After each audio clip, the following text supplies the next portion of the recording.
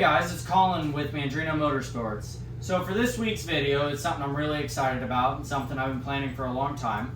We're going to go ahead and do the full lighting upgrade on my 2005 CVO Vrod. The bike being a 2005 comes with all incandescent lights. It's time to bring it up, bring it it's 2023. So in front of me, I've got goodies from a bunch of different places, but for the first video, we're going to focus on just the rear of the bike. And then in the second video, we're going to do headlights, turn signals, and do the front side of the bike.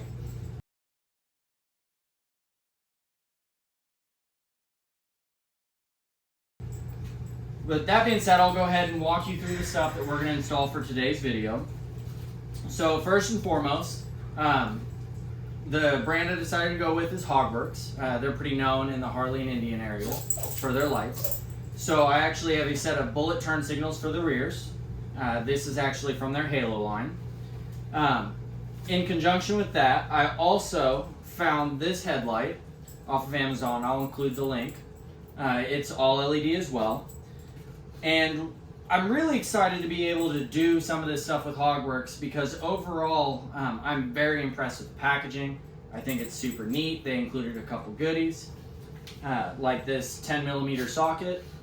It's actually Hogworks labeled and everything, so that's something that's really, really cool. They also included a koozie to add to my koozie wall with Fitzgerald Motorsports. And overall, I'm super excited to see these products on the bike. This is also going to eliminate some of the extra colors on the bike and really give it that mean look. So with that being said, let's go ahead and get into it. We'll get the bike apart and we will just start installing the new parts.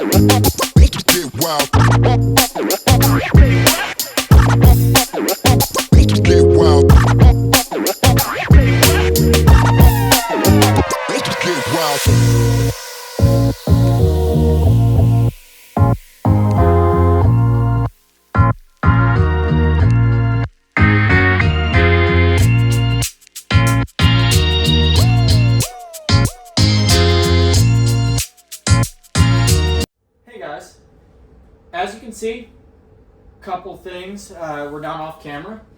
I finished up the install on the rear here, so you saw where I put this light in, but then these had kind of trailed off.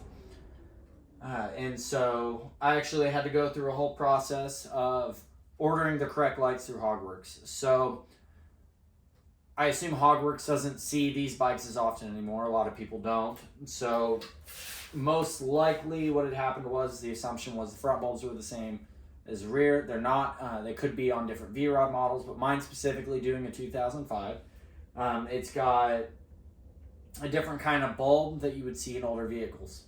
So it actually has a dual filament bulb in the front, which is an 1157, which were correct. They allow me to use the more kind of ring style with the white ring around the front, and then they go solid amber. So it gives two different options for the LEDs. The rears are what's known as 1157s, or 1156s, sorry, that are actually single filament bulbs, which means they have one contact on the rear. So I actually have an 1156 bulb in my hand here, and as you can see, it's got one contact on the back here. An 1157, like what's in the front, actually has two contacts. So that's something to be aware of if you want to do an LED conversion on your bike. That is something that is highly important, is ordering the right bulbs.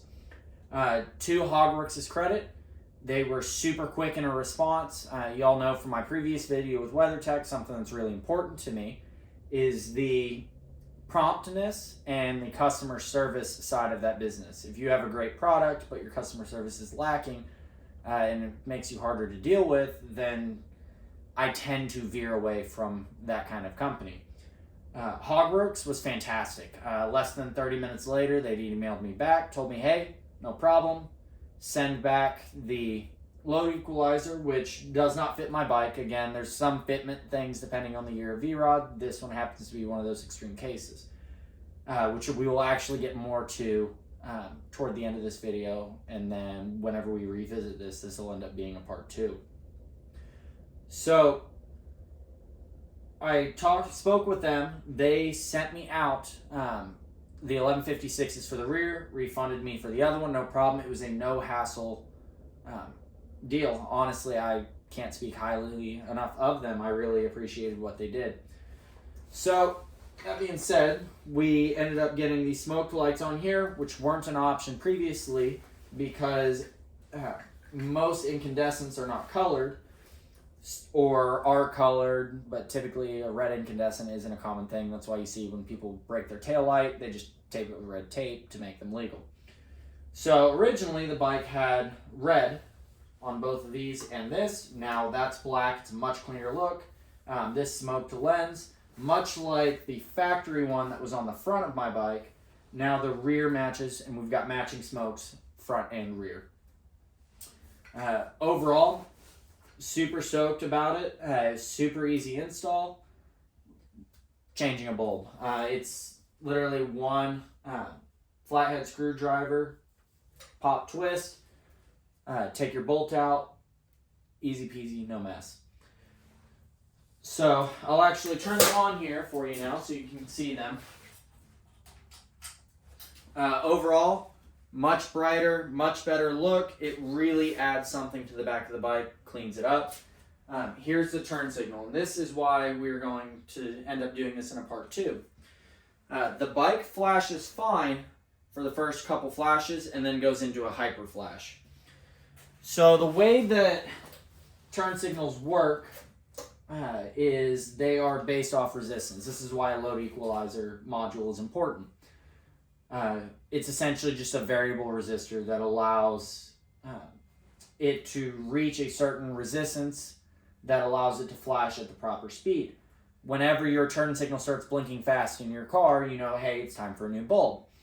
LEDs have a much lower resistance, and because of that, it causes them to hyper flash like that because your contacts are closing and opening faster due to the lower resistance.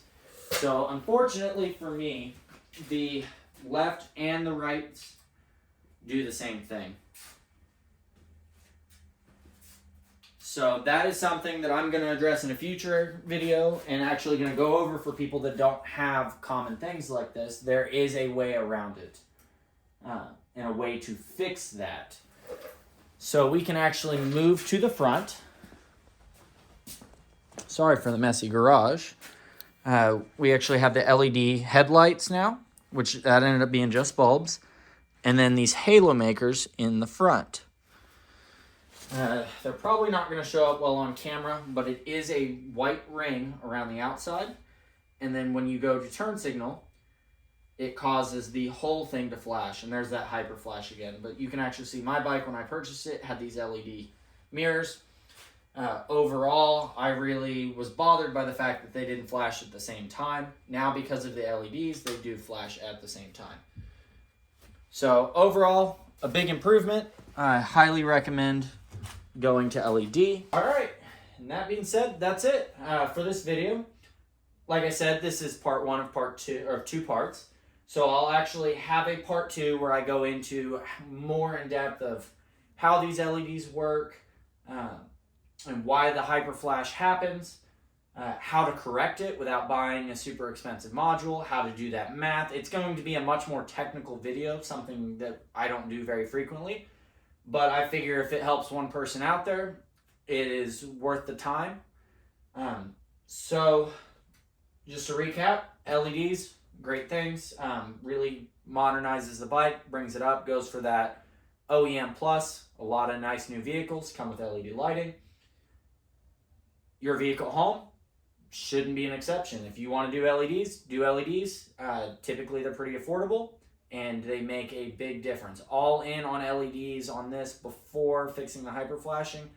I was at about $170, $180, nothing too crazy. It's you can't put a price on safety. So being able to be seen is really important on a bike. So that being said, make sure to like and subscribe. I've got more videos, more content out. I'm going to keep kind of with that rotation of rebuilding that other Tacoma, keeping up with the modifications on my personal Tacoma, and also with this bike build. So like, subscribe, leave a comment, let me know what you want to see, what you don't want to see. If there's more modifications that fit your build and you'd like to see them, there's a chance that I might be doing it too. So just interact with me and we'll keep this content rolling out. Thanks.